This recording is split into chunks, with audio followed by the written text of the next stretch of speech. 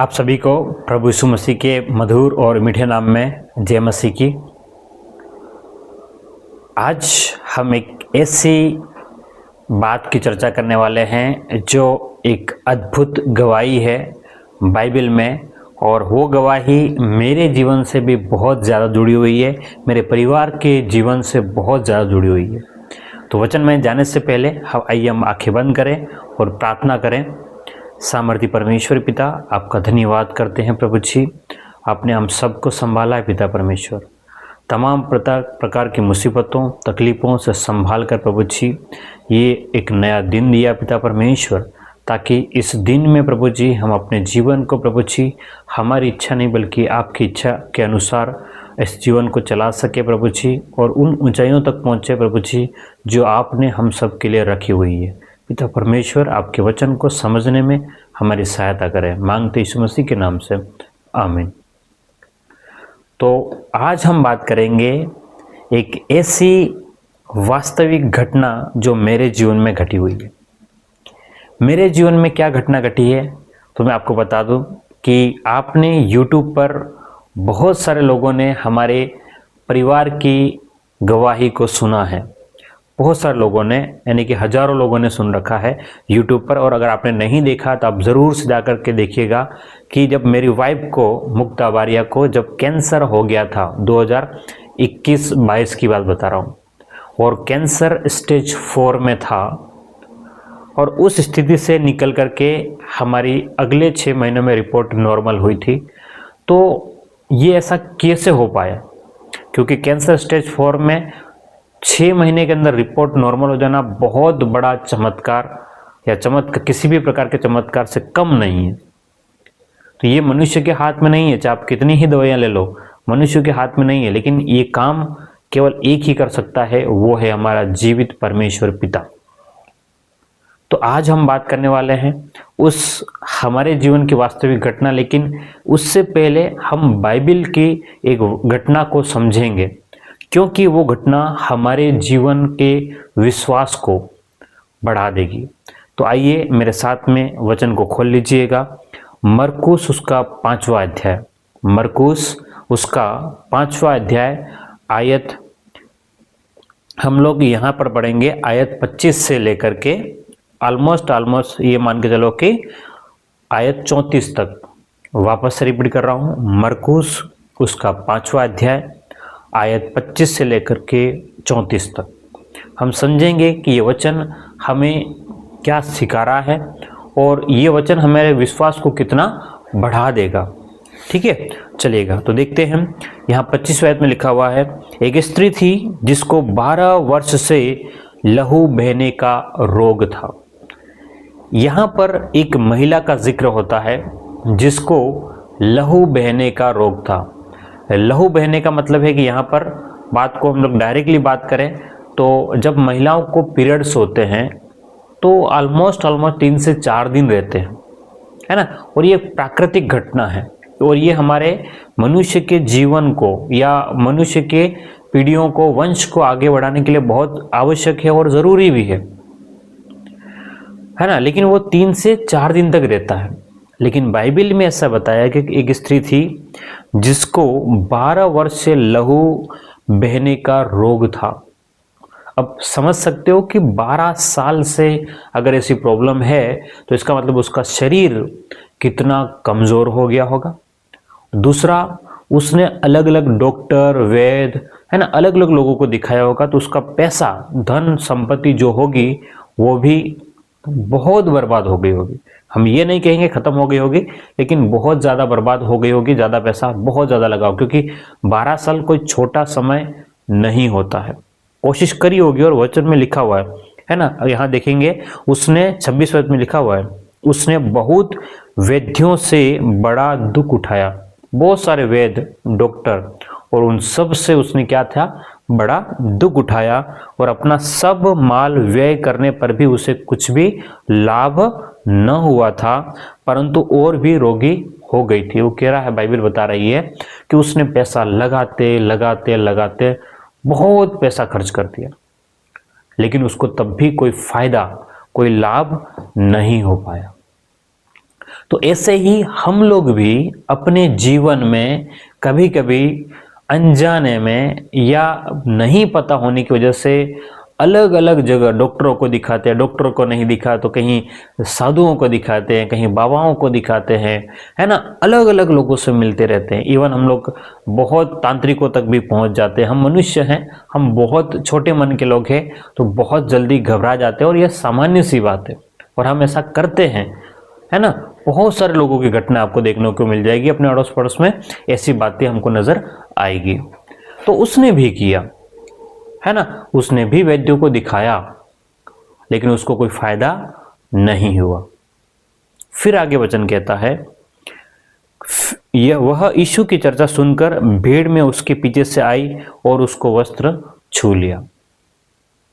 अब उस महिला ने प्रभु यीशु मसीह के बारे में सुना था कि कोई व्यक्ति है, कोई मनुष्य है, कोई परमेश्वर का पुत्र है जो मनुष्य का रूप लेकर के इस पृथ्वी पर आया है और वो बीमारों को चंगा करता है। और सबसे खास बात, हमारे समाज में आज तो थोड़ी जागरूकता आ गई है, लेकिन ये जब ये प्रभु यीशु मसीह का जन्म 2000 साल पहले है, तो उस समय महिलाओं को जब पीरियड्स आते हैं, है ना, अभी याद से 50 साल पहले भी बहुत सारे घरों में, है ना, हमारे परिवारों, हमारे समाज के बहुत सारे जगहों पर जब महिलाओं को पीरियड्स आते हैं तो उन्हें रसोई घर में, किचन में या किसी और काम में, मंदिरों में अलाउ नहीं करते थे, जबकि ये प्राकृतिक घटना है, लेकिन फिर भी अलाउ नहीं करते। तो वो समाज के कुछ नियम बंधे होंगे, मैं वहां तक नहीं जाना चाहता हूं। तो अगर हम लोग देखें तो यहूदी लोगों में भी ये कोई ना कोई तो नियम बना होगा। हो सकता है उस महिला को बाहर निकलने नहीं दिया जा रहा हो सकता है ना, ऐसा हो सकता है। हम ये एग्जैक्ट नहीं कहेंगे ऐसा ही था, है ना, लेकिन ऐसा हो सकता है। और क्योंकि यहूदी लोग जो है वो मूसा के व्यवस्था विवरण को ज्यादा फॉलो करते हैं, और मूसा जब व्यवस्था विवरण और लेवी व्यवस्था को जब हम लोग देखते हैं तो वहां पर ऐसे बहुत सारी बातें देखने को मिलती है। तो ऐसा हम लोग अनुमान लगा सकते हैं कि उस महिला पर भी रोक टोक हुई होगी, लेकिन फिर भी उस महिला ने ये यीशु मसीह के बारे में सुन करके मन में विचार किया। क्या? क्योंकि वह कहती थी, क्या कहती थी? यदि मैं उसके वस्त्र को छू लूंगी तो चंगी हो जाऊंगी। सबसे जरूरी बात, वो अपने मन में ये कहती थी, अपने आत्मा में ये कहती थी कि मैं अगर प्रभु यीशु मसीह के कपड़ों को भी, वस्त्र को भी छू लूंगी तो मैं ठीक हो जाऊंगी।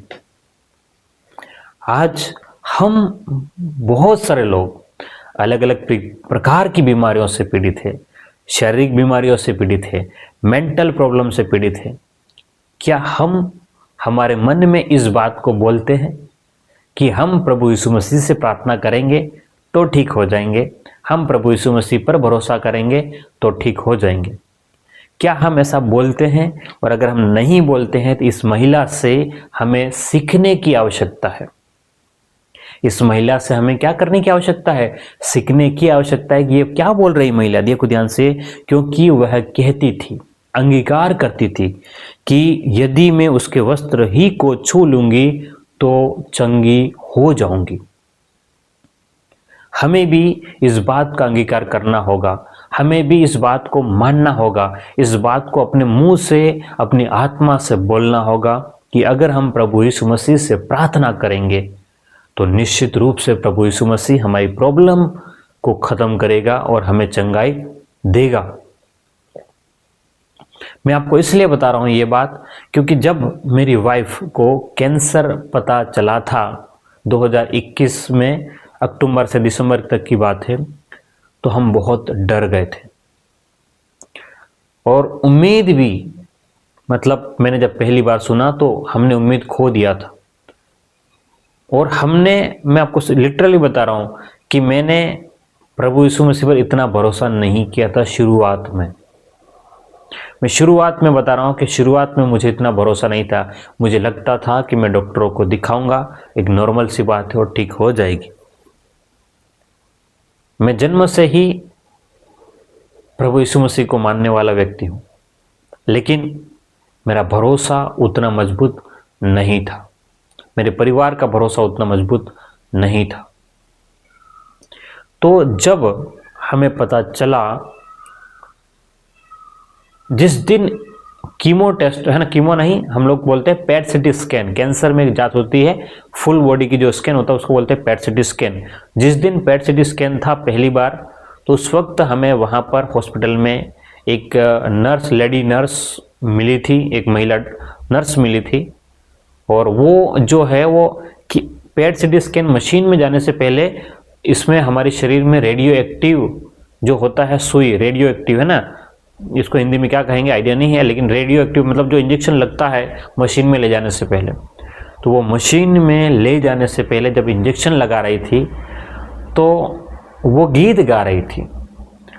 वो गीत ये गा रही थी कि मुक्ति दिलाए यीशु नाम, मुक्ति दिलाए यीशु नाम। और सबसे खास बात है मेरे प्रियो कि वो महिला जन्म से प्रभु यीशु मसीह को मानने वाली नहीं थी।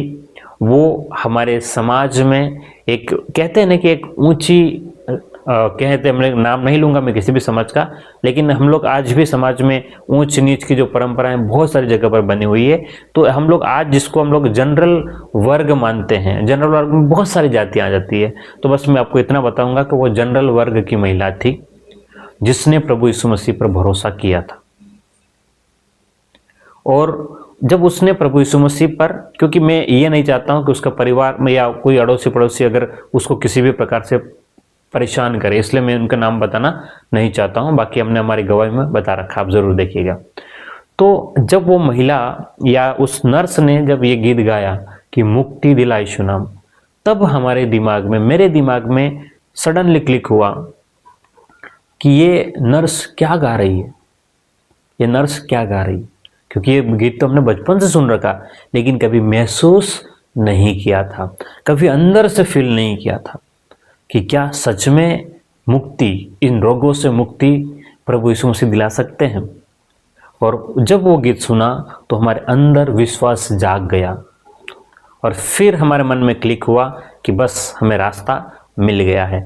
और उसी दिन मैंने प्रभु के सेवकों को, परमेश्वर के दासों को, हमारे यहाँ पे जो सेवक, जो पादरी हम लोग जो कहते हैं, उन्हें कुछ मेरे बहुत मिलने वाले थे, हमारे परिवार के बहुत मिलने वाले थे, तो उनको मैंने फ़ोन किया और बोला कि हमारे लिए प्रार्थना कर।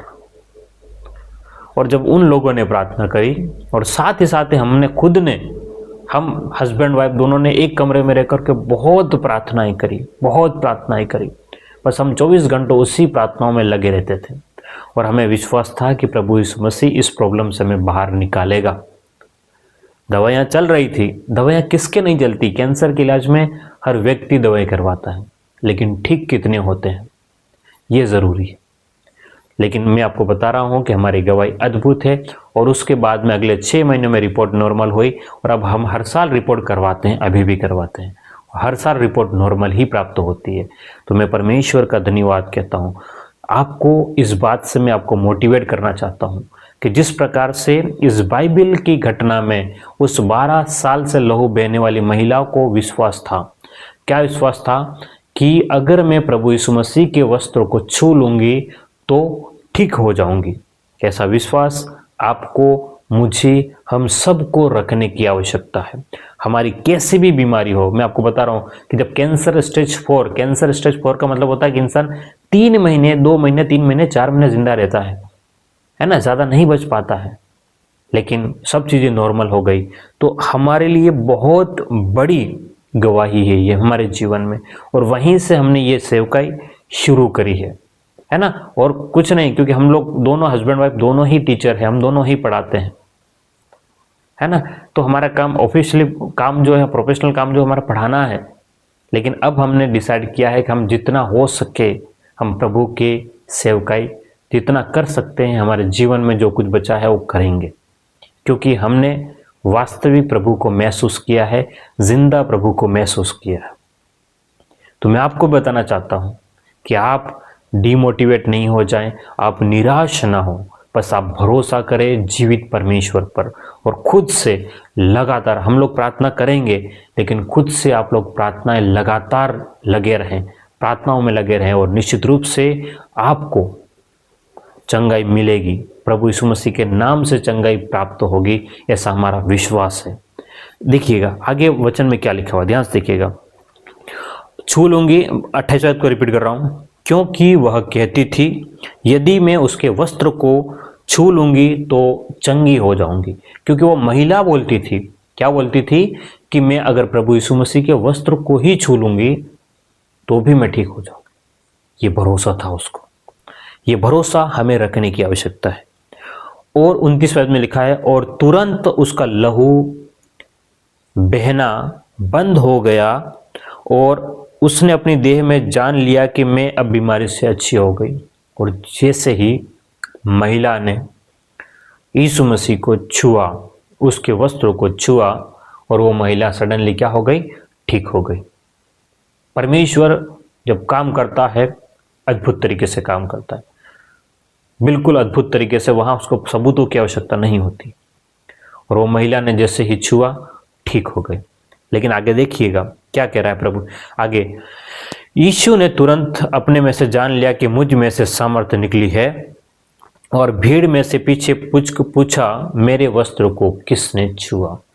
और ये बात प्रभु यीशु मसीह को पता चल गई कि मेरे अंदर से सामर्थ, पावर, एनर्जी निकली है।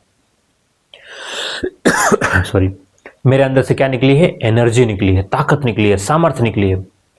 तो उसने तुरंत पूछा कि मुझे किसने छुआ। ये बड़ी इंटरेस्टिंग बात है। पूरी पब्लिक, इतनी सारी भीड़ यीशु मसीह के ऊपर गिरी जा रही थी। उसके चेले बोलते हैं, क्या बोलते हैं, देखिए ध्यान से, मुझे किसने। तब उसके चेलों ने उससे कहा, तू देखता है कि भीड़ तुझ पर गिरी पड़ती है और तू कहता है कि किसने छुआ। चेले कह रहे हैं, हे परमेश्वर, हे प्रभु यीशु, अब देख रहे हो पूरी की पूरी भीड़ तुम्हारे ऊपर गिर रही है, मतलब आपके ऊपर गिर रही है और पूरी गिर रही है, इसका मतलब वो छुएंगे, और आप कह रहे हो कि मुझे किसने छुआ, इतने सारे लोग छू रहे हैं। तो प्रभु यीशु मसीह का जवाब सुनना। प्रभु यीशु मसीह ने क्या कहा, तब उसने उसे देखने के लिए, जिसने यह काम किया तो चारों दृष्टि की, तब वह स्त्री यह जानकर कि मेरी कैसी भलाई हुई है, डरती और कांपती हुई यार उसके पांव में गिरकर उसने सब हाल सच सच कह दिया। और आगे लिखा, उसने उससे कहा, पुत्री तेरे विश्वास ने तुझे चंगा किया है, कुशल से जा और अपनी इस बीमारी से बची रहे। प्रभु यीशु मसीह कह रहे हैं, क्या कह रहे हैं कि मुझे किसने छुआ, क्योंकि मेरे अंदर से क्या निकली है, सामर्थ्य निकली है। तो हमारा और आपका जो विश्वास है इतना मजबूत होना चाहिए। अगर हमारा विश्वास मजबूत है तो हम वो सामर्थ्य प्रभु यीशु मसीह में से निकाल सकते हैं, ले सकते हैं। जिस प्रकार से उस महिला को भरोसा था, विश्वास था, अगर मैं छू लूंगी तो मैं ठीक हो जाऊंगी, इसका मतलब है कि उसको ये पूरी इस बात का यकीन था। हमें कितना यकीन है, हमें कितना भरोसा है। हमारा भरोसा चट्टान की तरह अडिग होना चाहिए। हमें लगना चाहिए कि हम प्रार्थना करेंगे और परमेश्वर निश्चित रूप से सुनेगा। कुछ भी हो जाए, परमेश्वर हमारी प्रार्थनाओं को सुनेगा और उत्तर देगा और चंगाई भी देगा, क्योंकि चंगाई उसके लिए बहुत बड़ा काम नहीं है, उसके लिए बाएं हाथ का काम है। लेकिन बात यह है कि हमारा विश्वास कैसा है, क्योंकि वचन यही कहता, देखो लास्ट में, कि पुत्री तेरे विश्वास ने तुझे चंगा किया। प्रभु यीशु मसीह कह रहे कि मैंने चंगा नहीं किया है, तेरा विश्वास था मेरे पे, तुम्हारा विश्वास था मुझ पर। प्रभु यीशु मसीह कह रहे कि तुम इस महिला को कह रहे कि भाई बेटी तेरा विश्वास मेरे पर था, इसलिए तेरे विश्वास ने ही तेरे को चंगा किया। हमारा विश्वास, आपका मेरा विश्वास क्या प्रभु यीशु मसीह पर है, या डॉक्टरों पर है, वैद्यों पर है, या बाबाओं पर है, या तांत्रिकों पर है?